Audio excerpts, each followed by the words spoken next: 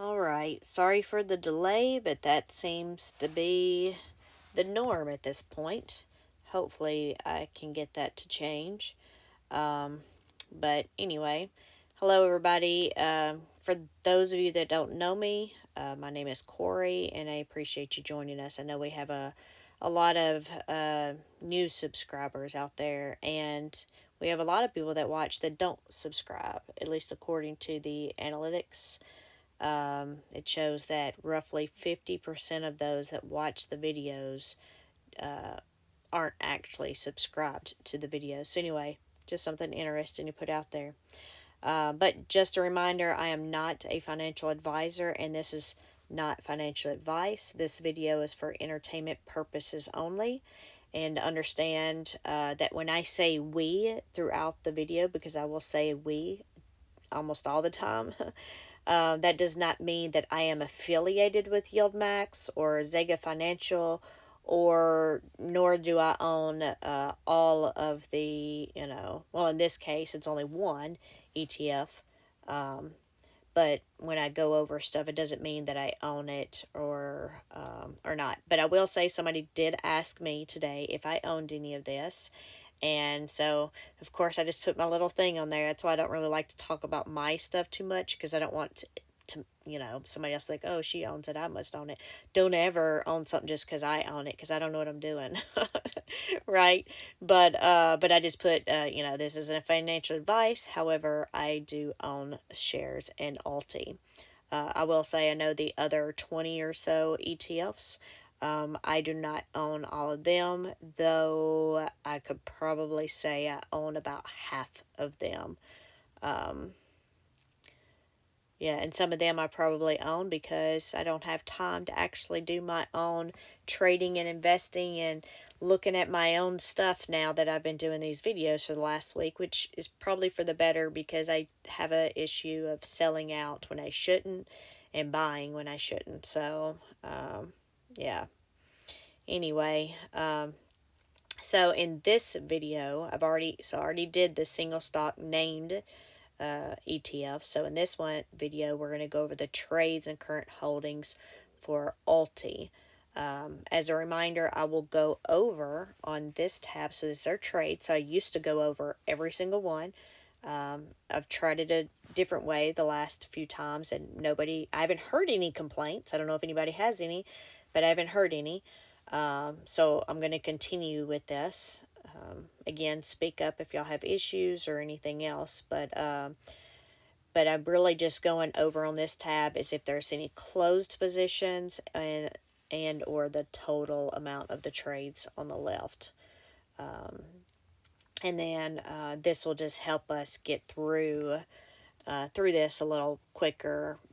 And I've also added in some other things, and we'll cover the actual trades on the other tabs. So if you watch the Yieldmax one tonight, it's similar to that one, which I had just rebuilt a bunch of that tonight, and recorded a video that had no sound. So that's why we're at 3 o'clock in the morning, and I'm still trying to get these knocked out.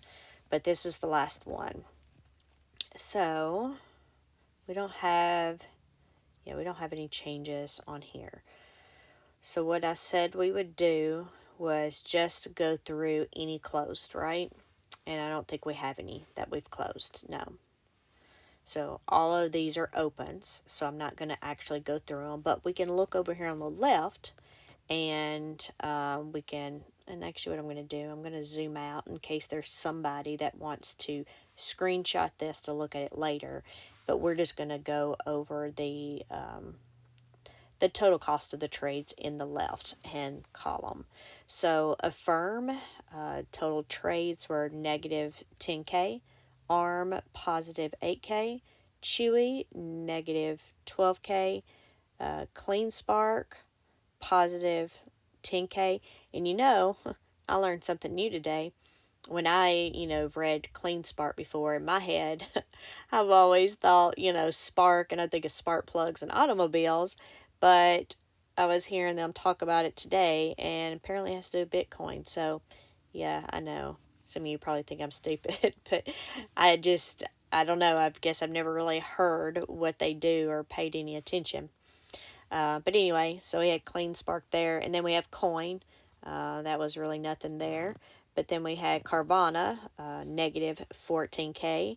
Giga Cloud Technology, negative 32K. Groupon, negative 2,000. LabU, which is the biotech ETF, positive 42,000. Mara, what? Mara made some money for a change. Yeah, sorry, positive 136,000. And then we have the pharmaceutical company, it's not even negative 1,000. And then we have the Mind Medicine, I believe it was, negative, not even a negative 1,000 there. MicroStrategies seems to be nothing new. We have a negative 76,000 there. Nano Imaging, positive 23K. B. Riley, positive 24K. Riot, positive 58K.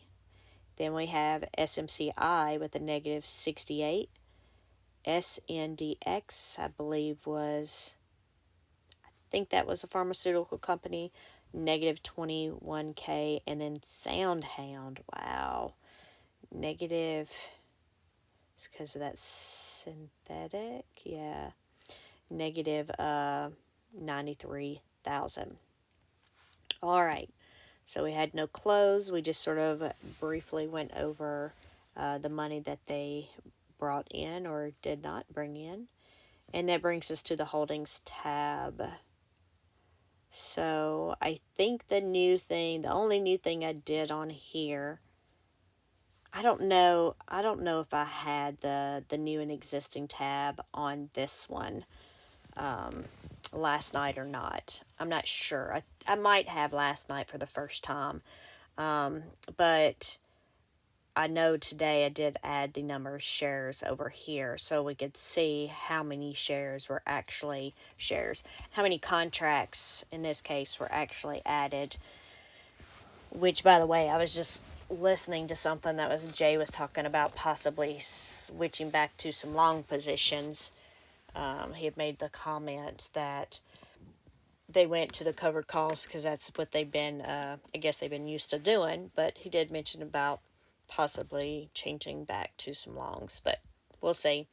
But just a note there, because I know a lot of people were mad when they found out that they weren't actually going to be holding the stock like they did on day one. All right. Also, I need to point out, so I did delete the total trades and the per share at the top. The reason I deleted it out is because I believe it had errors, and then I thought I fixed the errors, but then I wasn't sure, and I need to get on an actual computer and look at it. But I don't know how I figured it out or how I noticed it today. But what I've had to do is, the way I've had this set up is I copy all the shares from every single day to a tab that says all trades. Well, I think I said shares. I copy all the trading tabs from every day, all the trades, and I put them in, I paste them to one tab. And Google Sheets has an issue with copying and pasting when you can't see all the data in the column. So, for example, if you have, let's say, a dollar amount right here, and you do this, obviously, look, it's not going to do it on here because I'm trying to make it do it. But if any of you uses, I don't get it, Excel or whatever. Anyway, when the columns, when you can't read all the text and it's sort of smushed together, it may have some pound signs or whatever. Or even cases of decimals, right? Because I do this with the divs and I'm trying to move some things to Google Finance to do training or whatever else, or do videos. If you try to copy and paste something and you can't see those 4 decimals for the divs, it's only going to copy and paste exactly what you can see. So anytime you copy, and just know if you're using Google Sheets that anytime you copy and paste something in Google Sheets, it's going to copy and paste exactly what you can see. So if you can't see extra decimals or whatever else here, it's just not going to copy it anyway. So I saw some of those without data, and like I said, I think I fixed it, but then I wasn't. I was just on my laptop instead of at my desk with multiple monitors, and I just want to triple check the number. Long story short, I guess. Sorry, y'all know me. I tend to go around in circles or take the long route to get there, right? But so I've taken that off, and I want to double check everything again. I'll probably just start over from scratch and do it all again just to make sure, because I want to make sure the data is accurate. And then I will put that back up there when I do that. So no more changes here. So we're just going to jump on into the video, or into the holdings here. So we have a firm, and we have 2 short calls. And we have strike prices of $39.42, and we closed today at $38.79. So we are 21 cents below the first strike price, and we're 10% below this second strike price. And we are over our synthetic. We are positive. We're in the green, so I am not going to go over that one. And then if we go over to the side, we can see that we added 63 contracts to the short call with a strike of 42.50. And then, of course, we added them also to our synthetics. And we can see that yesterday we closed at 37.52, and we are up 3%. Yep, I'll make sure my percentage is going the right direction there. All right, so we'll move on to ARM.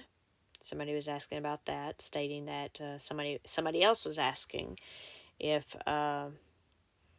ARM was in ULTY, and they said that they referred them to my page, or to my videos or whatever, and I do appreciate that, and I do apologize. I read all of your messages, but I don't necessarily remember the names or the codes, because I see usernames, and some of you just have generic usernames and a bunch of letters. Some of you have names, but not real names. But anyway, I read lots of things. I read everything y'all put out there, regardless if I respond to them immediately. I read everything you put out there, and I appreciate all the posts and everybody sharing, liking, and subscribing. I know we're up to over 600, as of this video, over 600 subscriptions. So that's pretty cool. But anyway, so we will move on. ARM. So I got sidetracked just by talking about ARM. ARM. We have a strike price of $141, and we closed at $131.27. So we are 7% below the strike price there. And we actually added 23 contracts to the synthetic and the short call today. And if you look here, we closed at $129.50, and we were up 1% today for the underlying stock ARM. And then also, I know even if I was listening to the news and stuff all day long, I wouldn't hear everything about all of these tickers. Of course, I'm not able to listen to it this week due to Excel training at work, but if any of you know things about some of these, feel free to drop them in the comments. I know we've had some people do that, and it's actually great, because then it keeps from everybody having to go look them up. I definitely don't have time to go look all of them up. But to mention, I know when I was talking about ARM and its IPO, so what I recall about this, and again, please go look this up for yourself if you want to know more, but it just had its IPO not too long ago, and I know only a small percentage of the shares are out there, and then there's a certain date, I think it's sometime this month, in which there's a possibility that the I don't know if it was the bank. I think it was a bank that holds the rest of the shares. That they could release more, but that doesn't mean that they will. Of course, it's expected that if they do, you know, craziness will happen. So just to put that out there, since somebody did mention that in the comments. So we went over that. So let's go over Chewy. So Chewy has two short calls of $19 and or $19 strike and a $20 strike. So we closed at $17.99. So we are about 5.5% and 11% below those strikes. And then the shares, we added 249 contracts. I only used shares in this column because that's what they're using on their reports, as you can see in column S, shares. But we know when we're talking shares for options, we're talking contracts, which is actually 100 times that amount for shares for the underlying, right? But anyway, so we added 249 contracts there, and then it looks like yesterday we closed at $17.98, so we were only up 1 cent today for Chewy. And then I had it wrong yesterday. I was talking about somebody mentioning something about earnings coming up for somebody. And then I guess because I was reading back through comments during my break or whatever today, I'm just trying to verify. Yeah, so Chewy is the one that has earnings next week, March 20th, post market. So somebody had commented on in the comments about that one. So just to put that out there. And then we'll move on to CleanSpark. And yeah, I mentioned that when we were going over the trade. So that's, I guess, Bitcoin related, and I didn't realize that. So that's a little special thing with them. But we have 3 short calls here. Of course, apparently they keep going down, sort of like Mara, right? It's going down even though Bitcoin's going up. But anyway, we have the strikes for the short calls at 17, which looking at this one, we're above it, 11 cents. But then we have $20.50, and we have a $22 strike. And those are 20 and about 29%. We're about 20 and 29% below those strike prices. Our synthetic is $18, and that means we are about 5% below the strike price of our synthetic. If we move over here to the right, we can see that 152 contracts were added to the synthetic and to the strike price of $20.50. Yesterday we closed 16.49, and we are up 4% today for CleanSpark. We'll go on to coin. Of course, we know that's Bitcoin related. And it closed today at 251.73. We have 3 short calls with the strike prices of 270, 285, and 290. So we are below those strike prices 7, 13, and 15%. Then we have a synthetic that has a strike price of 260. So that puts us 3% below the strike price.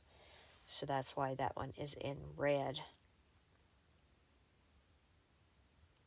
And then I just realized, because I put, which we don't need it here, but on our other, the Yieldmax ones, I actually put some summing up synthetic and the short calls individually, but we don't need that here. But I was fixing to suggest it, but we don't need it. So if we move on over our strike price, the $285 strike price, that was actually new today. And then, of course, adding to the synthetic.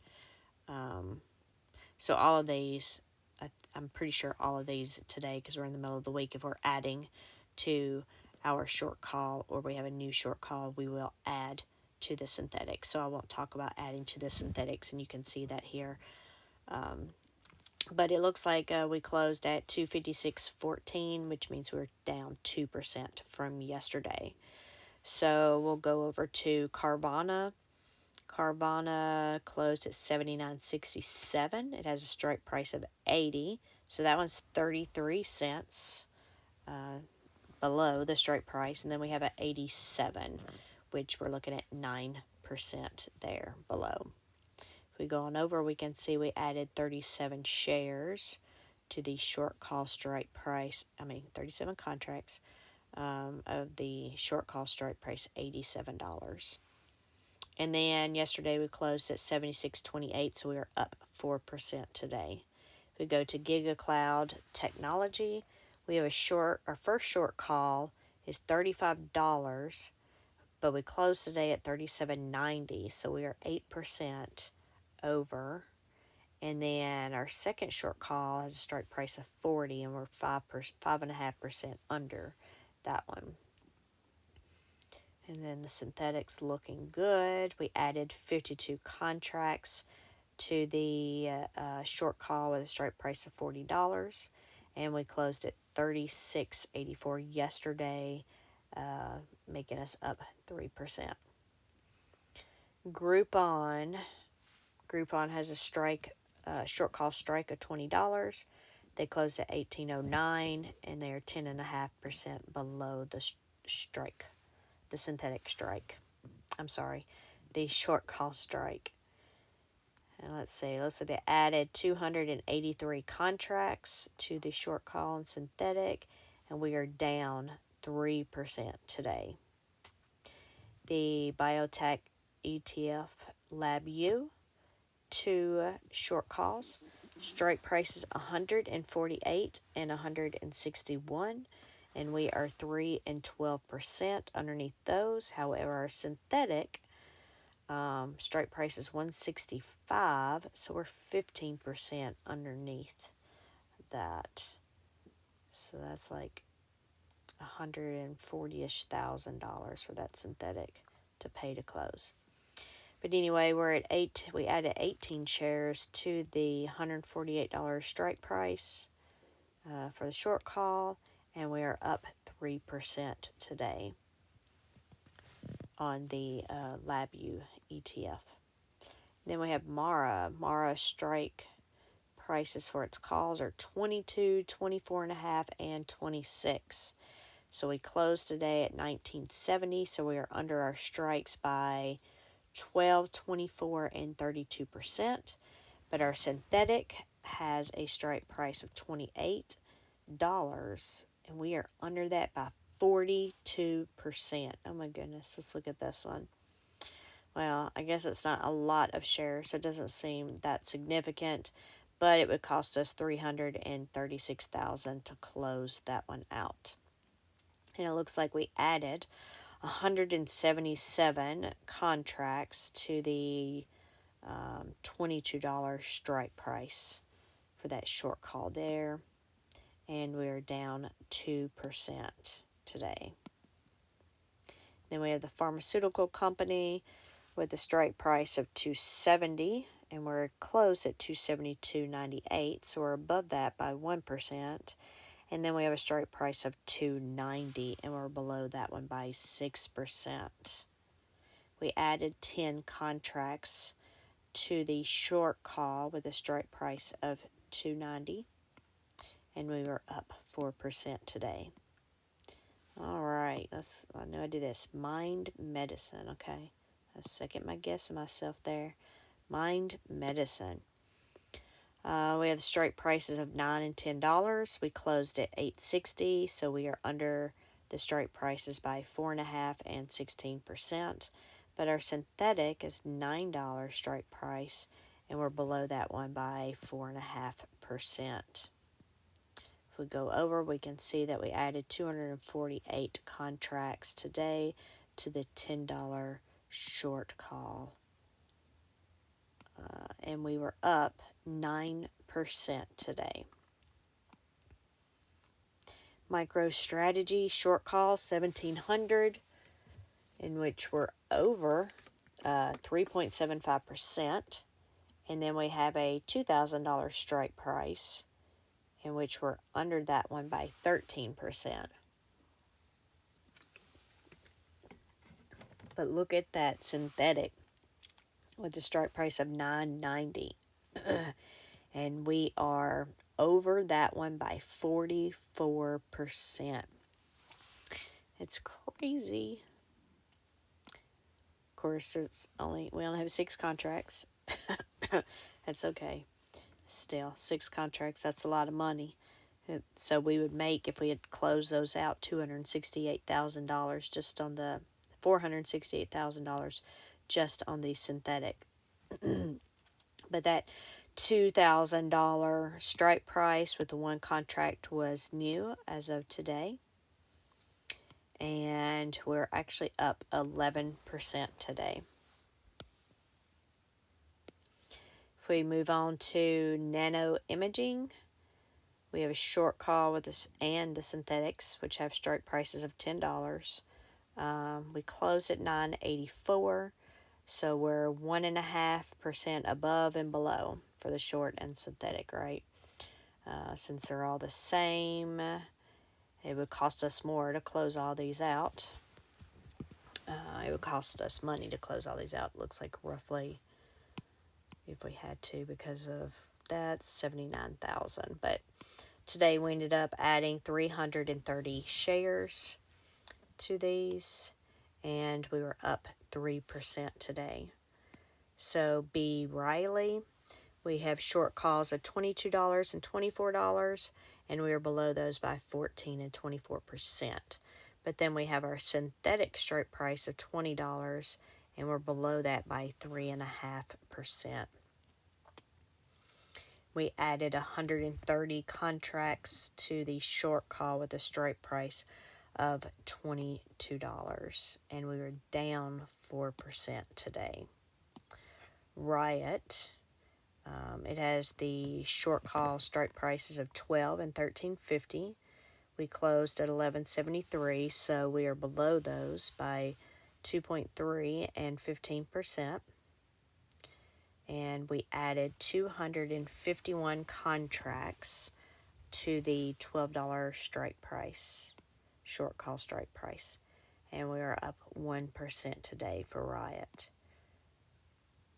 I did forget to mention the synthetic there, strike price of 14, and we're under that by 20%. So we had to close that one out today. It would cost us $156,000.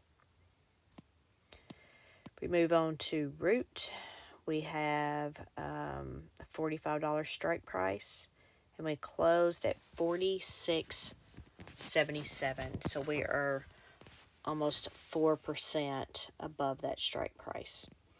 And then we have the $50 strike price, and we are 77% below that one. We didn't add any shares today, but we are up 7% for the price. And then we have SMCI. We have 2 short calls, one with a strike price of $1,150. We're over that by 3%. And then we have our short call strike of $1,235, and we're under that one by 4%. Unfortunately, the one we're over is the one with the most contracts, which is 7. Sorry, that's what I get for using my left hand. Let's scroll over here. It looks like that new, the strike price for $1,235 is a new strike price, a new short call for today, and it looks like we were up 2%. The stock was up 2%. And then this one said it was pharmaceutical, yeah. Pharmaceutical company, so I have 2 pharmaceutical companies. But we have a short call of $25, and we closed at $23.76. So we are 5% under the strike price.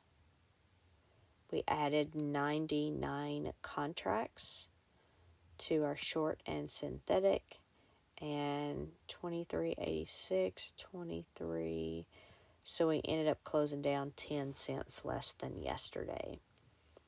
And the last one here, we have Sound Hound, and that one went up today. I only know because, again, not financial advice. I do own this one. And I saw it get up to like $9 today. Yeah, so we're at $8.65. But let's see. So our short call is $6.50. We are 25% over that. Seems like a lot. It's only $2.15. But the market value on that one shows it would, if we had to close it out, it'd be 153,000. Of course, we have to close it out in 2 days, or we'll have to. It'll expire and we'll have to pay. But either way, we got the strike price at $8, and we're over that by 7.5% or 65 cents. And that one would cost 40,000 to close that one out. Of course, then you look, we are 42% over our synthetic, because our synthetic strike price is $5, and we're at $8.65. So even though we have all that, if we sum those together, we're still at a profit of $1.59. But that $8 strike price was new, and we were up 25% today. So that's it for those. And then earlier today, I was having problems. Well, I wasn't. Google Sheets was having problems uploading the sectors, but it looks like they're here now. But I had a bunch of those sectors again that were blank. For some reason, they weren't pulling in. I know somebody mentioned something about being able to look in Market Chameleon. I did spend about 30 minutes trying to find the historical IV data on there, and either I don't know where to go, what I'm looking at, because I don't use that site, or it's something that you have to have a paid version for, because I noticed there was a bunch of stuff locked. But I did attempt to look for that. And for those that maybe haven't seen this video at all, or in a few days, we have the current IV here. And then just the other day, I added a column to show what the initial IV was on the first day that it showed up, right, as a trade, just so we can see maybe some changes, just for informational purposes only. And then we have the ranking in column H here. So we can see it's the same four at the bottom. The top four winners, GigaCloud, MicroStrategy, SMCI, and SoundHound. And then our bottom four are the biotech ETF, Mara, B. Riley, and Riot. And if we look over here, I guess I missed this with all the new tickers the other day.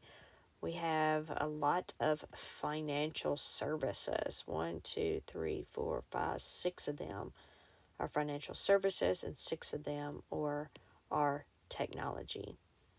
And then I have a question out. And it might say it in the prospectus, and I'll look, but I know they're not supposed to have more than 25% in any sector.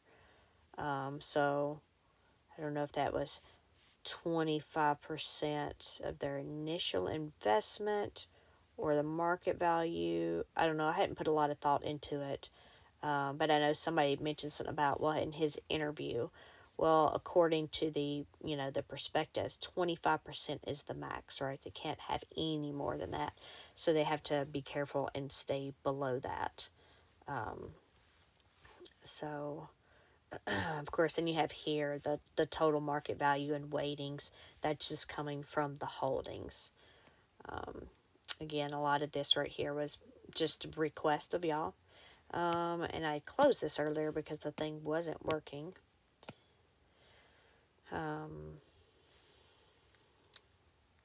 What was I going to say here? I know somebody said something about taking the dollar amounts off of these, but not going to do that, because then y'all don't know. You can't really, the whole point is because somebody wanted to see this, right? They wanted to see it by sector on where we were at. Of course, the past this does look, do have this sorted differently. I see it's different for me now, but I was playing around today when I had it on the computer and ended up sorting it by the market value. But I do believe it was technology that was our biggest winners before here. And then I think healthcare and financial services, they've been our biggest losers so far. And then, you know, you take that with a grain of salt, right? This is just based off the holdings, just the market value at the time it was today, not the actual trades. And then this right here is just showing where we were on our outstanding shares and net assets. And actually, with that said, ULTY, I almost forgot that ULTY announced its first distribution after 9 days of trading. So I think it's the only one that this has happened for. Because I'm pretty sure that the other single named ETFs, and I haven't gone back to look just to verify, but I thought all of them had to have a month before they would do a distribution. And I don't know if that was talked about or answered last night in the interview or not. But anyway, the distribution was like $1.06. So I just threw out there at the end of last night's video and said, "Oh, it'll probably be around around a dollar." I thought it might be a little under a dollar, but it ended up being a little over a dollar. So that was just a wild guess. Yeah. But anyway, I've got to pull all that data again for the trades. I think I'm just, like I said, I'm going to recopy that and get everything updated, and I'll have that for the weekend. And like I said, I know there's still some suggestions out there of things for me to do that I may not have gotten around to doing yet, but I do appreciate all of you that are out there, all of you that are watching, that are subscribing, that are liking, that are sharing information on these ETFs in the comments. Those that are, providing feedback on things that would be nice to haves, right? Things that we should look at, or things that I should do personally to do better with my videos and not being so casual and so talkative. I do appreciate all of you. And I'm just going to leave it at that. I'm sure there was something else that I was going to say or wanted to say or needed to say, but I think, yeah, I put out notes from the interview last night. And then I was going to do a live session sometime this past week to ask for questions that y'all wanted to ask Jay before I talk to him tomorrow. And then, of course, I never got around to doing that. So maybe I can send him after we talk tomorrow. If I come up with a list of more questions, maybe he'll let me send them to him. Well, I'll send them to him. Whether he answers them or not, or that would be another story. But he always answers, so I'm not worried about that.